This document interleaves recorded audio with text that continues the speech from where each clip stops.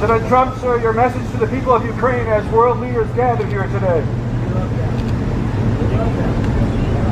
Russia continues to attack civilians in Kharkiv, killing many. Is there a just offer for peace on the table?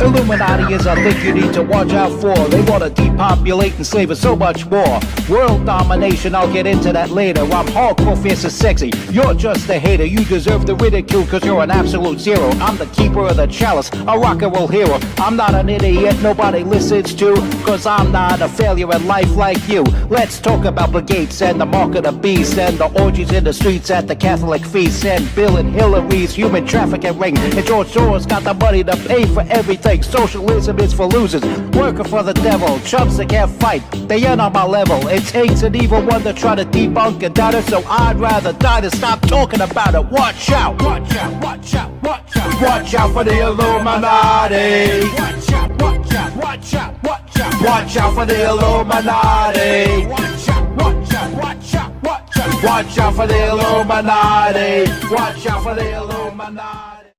Hey yo. You're watching the MC2 Tour Show. I am your host that's just oozing with machismo, MC Tutol, Chico. Alright, we'll tribute there to Scott Hall, aka Razor Ramon.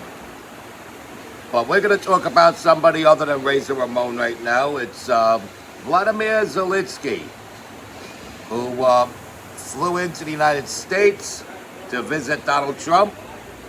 As you know, the last time he was here, it didn't work out too well in the spring. But he's back now. He's back now, and it seems like he's serious. He even dressed up odd. And you could see in the video where he's coming out of the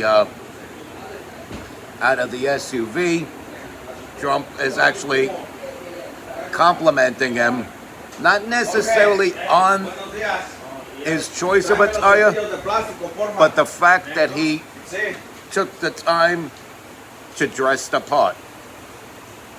So, and that's a great benevolent leader that our President Donald Trump is. He encourages good behavior. You gotta encourage good behavior. That's how you keep the good behavior going. You condemn bad behavior, you encourage good behavior. And the man for the job of that is Donald Trump. So he showed up in a suit, no tie, but still the jacket, the shirt, nicey. I would have went with a wider lapel, shorter collars. Maybe a gray jacket, black shirt, white tie. I'm a total fan of wearing a black shirt to every function. I like wearing a black dress shirt, me personally, or dark blue. I like wearing dark colored shirts when I dress up. That's just how I do. Like burgundy, or like a deep dark burgundy or maroon color. That's just me. And then I'll go with either a light gray tie with some kind of stripe pattern on there, or pure white. Sometimes I'll go with red, but with the red I usually like to wear a white shirt. Like a nice, crisp, bright white shirt. But that's just me and my own personal taste. And so what happens is, he comes in dressed up nicely, and things went a lot better this time than last time. Things went a lot better this time than last time.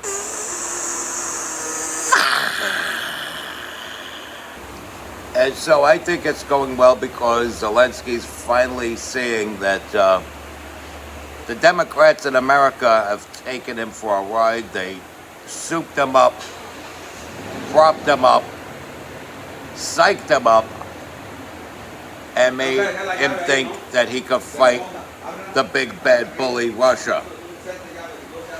Now, even further back, they riled him up. They riled him up and caused him to lead Putin to believe that he was going to join NATO. So this goes back before this invasion even happened. And it all rests on the Biden administration. It all rests on the Biden administration. And I think Zelensky's seeing that now. He's starting to realize, you know what? This guy's not a buffoon like me. I should maybe play the part of a real world leader and come to Trump asking intelligently and offering a value. And that's what you have to do. When you want something, you have to ask intelligently and offer a value. Because ultimately, when you receive a benefit from a benefactor, that benefactor then has the right to dictate the manner in which he used that benefit. And I'll say it again, that's a quote from the late great William Cooper. You ought to read his book, Behold a Pale Horse. Now then, on the Russian end, I don't think Trump was too satisfied with how that ended. But it's one of those things that could have been worse, but he was expecting better. And you know Trump, he hates to fall short with anything. So he's going to try to gain ground again. He's going to try to gain ground again with Putin. Ultimately, the three of them are going to have to sit down. Trump is going to have to be involved with this. Trump is going to have to be involved with this. It can't just be Zelensky and Putin there by themselves. And it can't be some third party that's someone weak, like the Canadian Prime Minister or the British Prime Minister. Those people are weak. Macron from France, he's weak. Let's be real with this. You know? He let his husband slap him around. He let some dude in a dress slap him around on the airplane. Like pimp smacked him, like. And so, yeah, Trump was pretty impressed that Zelensky took the time to dress up in a suit. And this is the aesthetic that you want to present, that you're at least putting forth the effort to show that you're taking things seriously. You got to show that you're taking things seriously, because sometimes even if you take things seriously and you're not dressed up, people are not going to believe you. And so here we are, folks. It looks like we may be reaching a peace deal between Russia and Ukraine. We're getting closer to it. I believe it. And you got people like Adam Schiff saying that Trump is weak because at the end of the day, he likes saying that. I'm not one who says that, but he likes saying that. He likes to say that because, as he would say, at the end of the day, land is being given up, and it's no good for America, it's no good for Ukraine. It's better than what could be, because fighting to keep that piece of land will cause loss of all the land. Guaranteed. Guaranteed. So,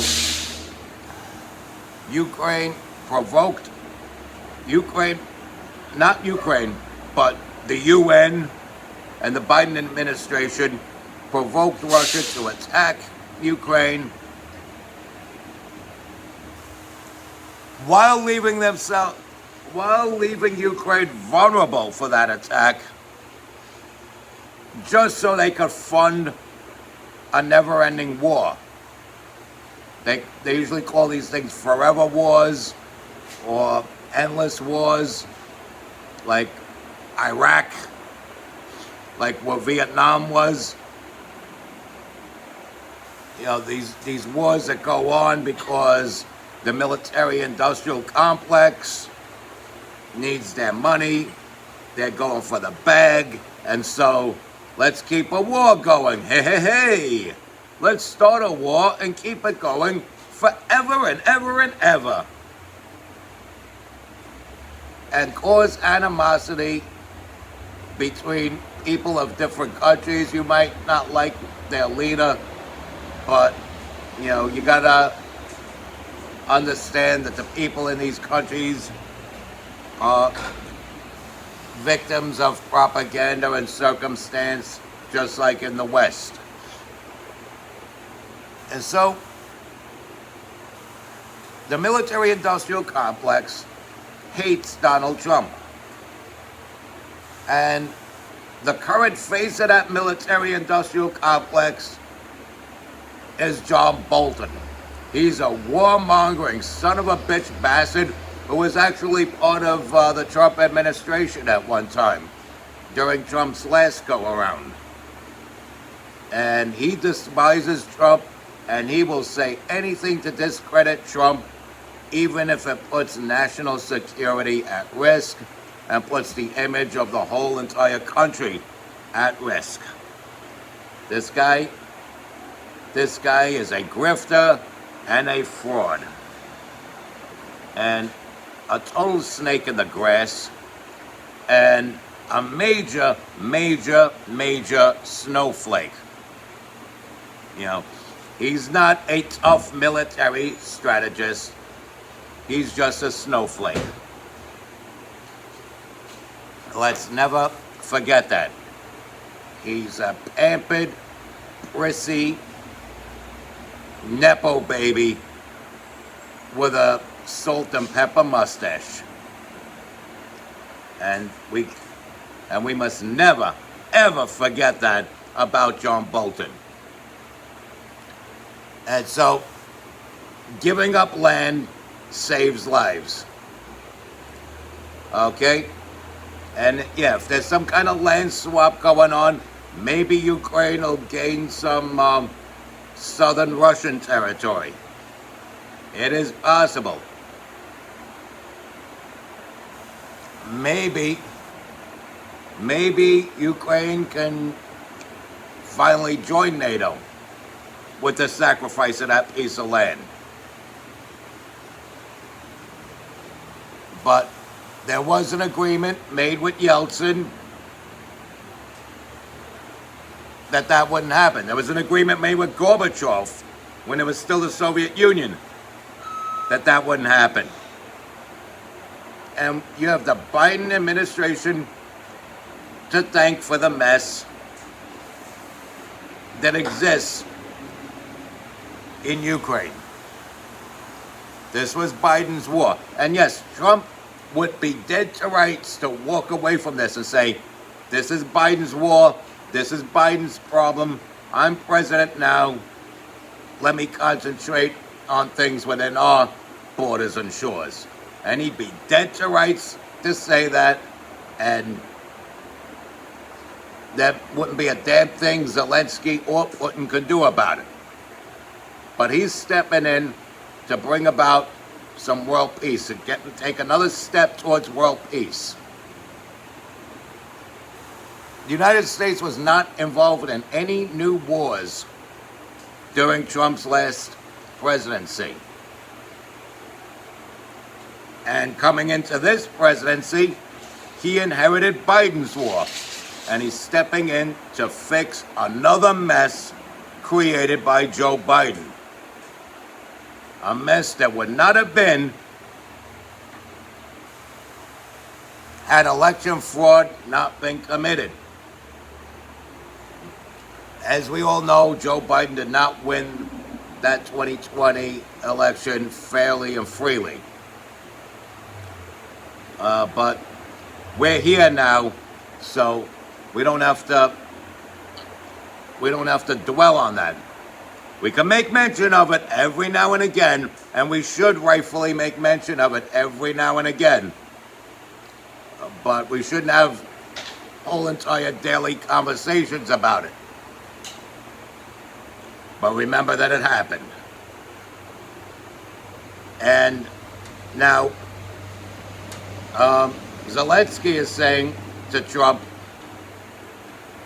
that he can't have elections because his country is at war.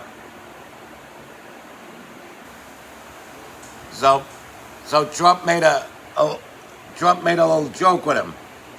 He's like, "Oh, you're at war, so you can't have elections," and he looked toward the press and started laughing. That's like a double play. It's like he's telling Zelenskyy, "Yeah, you probably want to stay in power forever, and that's why you want this war to go on." And then to the press, he's probably saying, "Wow, this is my ticket to stay president forever." Just to troll them. You follow? Come January 20th, 2029, someone from the Trump administration will be elected president of the United States, because who the hell would want to elect a Democrat now? Who the hell would want to elect a Democrat come 2028? So, somebody from the Trump administration, we'll probably see a Vance Rubio ticket or something like that. Probably Vance and Rubio will run for president. And all the Republicans will pick Vance, and then he'll pick Rubio as his running mate, and they'll just steamroll over whoever they send. Even if they send people that weren't necessarily radical, like Josh Shapiro or Andy Bashir. You know? They don't put these people up. They don't put up Shapiro, Bashir. They don't, and John Fetterman, because John Fetterman isn't pro-Hamas, now all of a sudden all the things about him having a stroke and showing up places with a hoodie matter to them. All of a sudden that's an epidemic problem.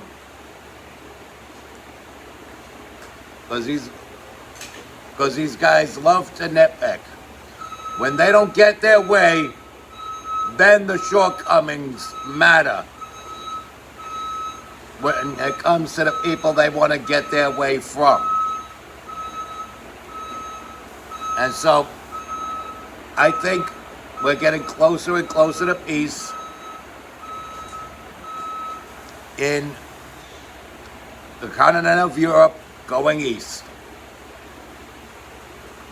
And on to my loyal John Crancians, I say this: respect God, watch out for the Illuminati, follow and share my beautiful content, subscribe to my channel, stay strong, keep kicking that slang. It's your boy in the building, hip-hop legend, recording engineer, underground rock and roll hero, your hardcore, fierce, and sexy scene ambassador of New York City,